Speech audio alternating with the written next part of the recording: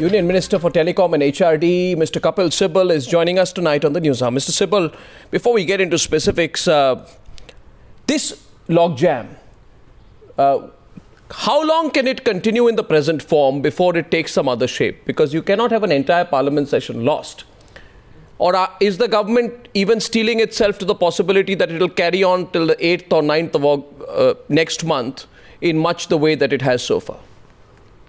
Well, quite frankly, we are prepared to come to the House daily at 11 o'clock in the morning and hope and pray that the BJP and the NDA would allow the House to run, because there's very important national legislative business that is to take place, and any delay ultimately harms the long-term interests of the nation, and I'm sure that they will put the nation first and their political interests next. What's the political impact on you so far? On the Prime Minister? On the government? The political impact is that that the opposition parties do not want Parliament. They don't believe in parliamentary democracy. They don't want Parliament to run. I'm in a stage at which the Prime Minister, the highest authority in the government, is not allowed to make a statement. I have never seen anything like this in the history of India. They are in fact denigrating the very parliamentary democracy of which they are an integral part, and that's most unfortunate. Now let's get into a few specifics. This whole argument, Mr. Kapil Sibal, that unless the coal is mined, in Mr. Chidambaram's words, from Mother Earth, there is no loss.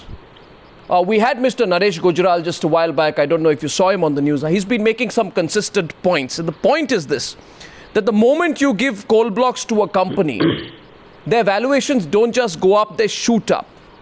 When the stock market index is going up twice, the share value of these companies go up from 8 times to 40 times.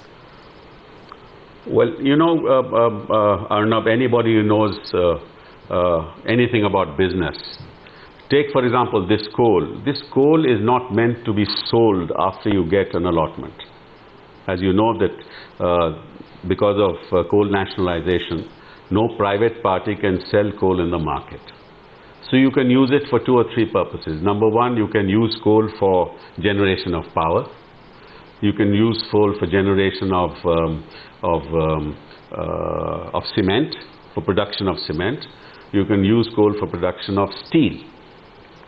Now, you can't set up a power plant unless you have a sure supply of coal. Now, it takes thousands of crores to set up a power plant, especially a mega power plant project. So the moment there's an allocation of a coal field, the ground is laid for setting up a power plant. Otherwise, the investment in the power sector will not come. So the company that seeks to set up a power plant, immediately its value would rise because it has a sure supply of coal. And the stock market, that particular share will shoot up. I mean, that's normal business. It happens in every case.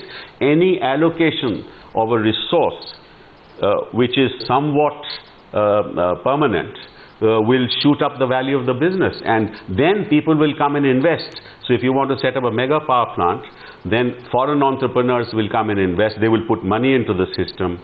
The share value again will rise. No. Foreign technology will come in, but the beginning of that is an allocation of a coal plant. So this is normal business. No. This happens in every allocation, in every business activity in the world. Now, what happens in a situation, Mr. Sibal, where there is a company which is sitting on a double whammy? One, its valuation goes up many times. B, it is a company with no domain experience. It squats on the reserves. And it enhances in its own value. What happens then? This is all factual illiteracy. Nobody is squatted on anything. Remember, the allocations were made. 20 blocks were put up for allocation in September 2005. Facts are right, and the rest of the blocks were put up on allocation sometimes in November 2006. Right now, it takes about 54 months to mine anything, which means it takes about 3 years to mine anything. It's not like you were asking me a question and I sort of respond to you. that can happen immediately.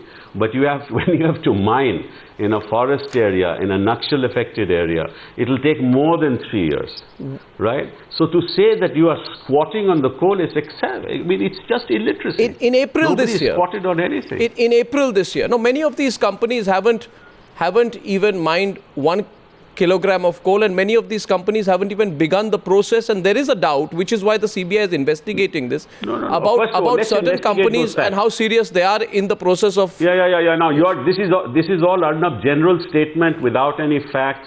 What has come in the way? Have they applied for a license? Have they applied for clearancing from the Environment Ministry? There are other no objections to be taken. There are loans to be taken. All these things have to be done. Now, if nobody has done anything, and I know for a fact that the Coal Ministry has cancelled about 24 allocations in the past where people have done nothing, and if somebody has taken an allocation, has done nothing about it, I'm sure that the appropriate ministry will take action.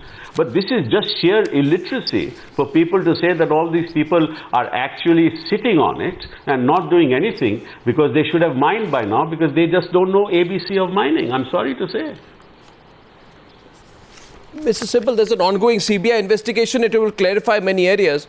My question to you is that in April this year, the Planning Commission Deputy Chairperson, Dr. Montek Singh Ahluwalia, he asked the Coal Minister to enlist private mine developers expeditiously to explore Coal India's mines through a public-private partnership route.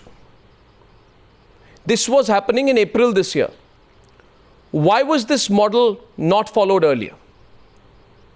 Well, I don't know. Ask the Planning Commission. I mean, I am not the, I didn't put this policy in place. I didn't give this suggestion. So ask the Planning Commission. I don't know. Is it a valid question in the context of the gains that could possibly be made? I'm not too sure whether it's valid or not. There are various policy prescriptions. There are various policy prescriptions over a period of time. Governments have been following different policy prescriptions. Let me just give you one fact, which perhaps will surprise you. The NDA government in 2000 decided to amend the Coal Nationalisation Act because they wanted to bring in competitive bidding. And they introduced a legislation in Parliament in the year 2000. From the year 2000 to the year 2004, when they were defeated in the polls, they did nothing about it. We want to know why. If competitive bidding was the way out for the NDA government, why did they not carry that forward? And the reason on the files was that there was huge opposition from the state government at that point in time. But two wrongs don't make a right. Says, how can state governments oppose? This is an entry 54 in list 1. The union government has complete power, but then that complete power was available with the union government in 2000. What happened? Mr. Sibal. Because of the simple reason. Yes. One second. Because of the simple reason, allocation of coal is not meant for selling coal. Remember, ultimately the loss or gain will be decided, because this is only an input for another industry: steel, cement, power. And as far as the power sector is concerned, the tariffs are controlled because you sell all the electricity to the electricity boards. So your tariff is controlled, it's fixed by the electricity boards. So the question of gaining from coal because of the allocation just doesn't arise. And if there are any gains, they will be reflected in the balance sheet, and then you'll have to pay taxes on it. The same thing with steel. You know that steel industry globally has a cyclical way of business. Every 3 or 4 years, there is a downturn, and then there is an upturn. Now, at a given point in time, the steel industry may be making huge losses, despite the allocation of coal. So I just don't know what this argument is. Mr. Sibal, you see, I have a very basic question. When you say that we are going to change the law, then obviously somebody who is looking at that sector will say that before the law changes, let me, make the most of what exists in the present situation. There are people who are players, who are potential players. Well, that's not true. No, my question to you, let me just finish my question. My question to you is that in July 2005, this whole auction procedure was thought about. It was thought about that the Coal Mines Nationalisation Act will need to be amended. However, at that time, the PMO said continue with the existing system since the amendment is likely to take some time. Now, Mr. Sibal, isn't it very obvious to a layman as well that there will be a huge rush for coal blocks in the interim as companies will want to accumulate the coal blocks before the auction process was to set in? Arnab, you're dead wrong. I'll tell you why there was a rush for coal blocks. The simple reason for the rush, so take the steel sector. If you look at steel productivity in India, in the year 1993, it was 40 million tons. In the year 2011 and 12, it's over 70 million tons. What's the reason for that? There's GDP growth. There's whole huge infrastructure coming up in this country. There's a huge requirement for coal and huge requirement for steel. Because unless you have steel, you can't have infrastructure. And therefore, there is a huge rush for coal, because without coal, you cannot have steel factories. The same thing with cement, because without steel and cement, you can't build buildings. So it is nothing to do with the rush for coal because of policy. It's something to do with the fact that there was growth in this country and there was enormous pressure in the market to construct buildings and bridges and infrastructure projects all over the country. And that's why infrastructure is moving exceptionally well. So the Prime Minister says today... do not confuse two separate issues. No, I take that forward. The reason for demand to go up was because of infrastructure. If that is the case, Mr. Sibal, even the Prime Minister said, I look at his note, he says, postponing the allocation of coal blocks until the new system was in place would have meant lower... That is the reason. Would have meant lower energy production, lower GDP growth and lower revenues.